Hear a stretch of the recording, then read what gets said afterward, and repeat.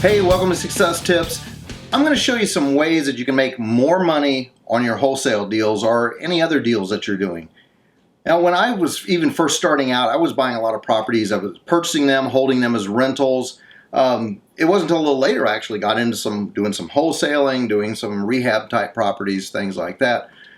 But something that you can definitely apply to any purchase that you're doing is whenever you're buying property, like for instance, a lot of times I'd buy the rentals, and they, weren't always a rental property to begin with. They were inhabited. They were, residences for some people that were living there, and they had furniture there, much like you'll see a lot of your wholesale deals that you're working on. They have furniture, they have appliances, they have cars, they have different things like that. Work them into your deal. I used to get so many deals. Not only would I get the deal and typically do like a no money down purchase and be able to use some sort of creative financing, but I would also ask in there for I want the living room furniture, I want the refrigerator, I want the washer dryer, I want the microwave, various things like that are in the house, particularly if they're fairly nice. I mean, they don't have to be new, but if they're still very good condition, working. Throw them into the deal. It usually doesn't cost you much more. People don't always say, well, how much more you give me? They'll say, look, I'll give you X number of dollars, but I'd really like to have the living room furniture, the refrigerator, the washer, dryer, some things like that. Make it part of the deal for the same price that you're getting it at. Even you're getting it at a low price, have them throw in things. I do this all the time on my purchases.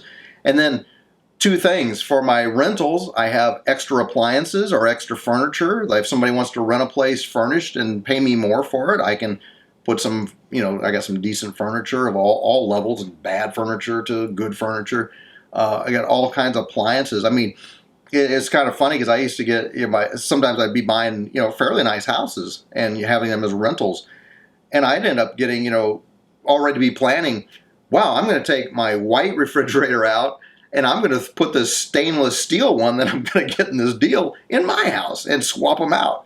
I kept upgrading my own appliances. I get new, better washers and dryers from the deals that I was doing because I was buying some that were better than ones I had at home. And the ones that I don't particularly use, you'd put them on Craigslist or something, sell refrigerators for a couple or a few $100, washers and dryers, furniture. I mean, you have all this extra stuff that you can sell. You might pick up an extra $400, $500, $600 on a deal just for doing it. And even if you're doing a wholesale deal where, you're assigning to somebody, you still can do a personal, basically, receipt and that you're going to get, out of the deal. You're getting the appliances and the furniture and stuff as part of the deal, but you're just, now that's going to be excluded when you assign the contract to your buyer, that you're going to keep the appliances and stuff unless they want to buy them from you. But put it into your contract that you're going to get those things. I had one deal particularly where they had a nice, one of those pit group, L-shaped pit groups with the recliners on the ends, and they had a nice TV.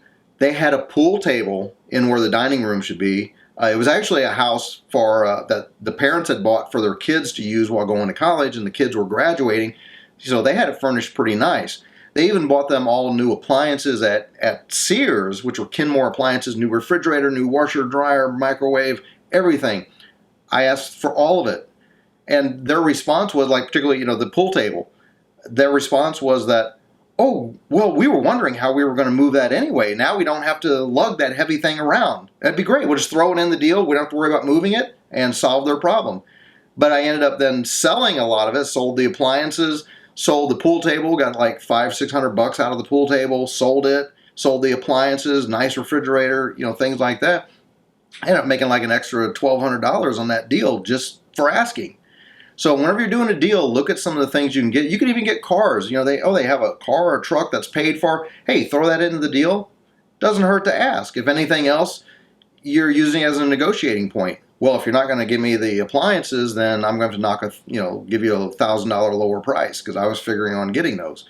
Use it as a negotiating point, either on price or on some things that you're going to get in the deal.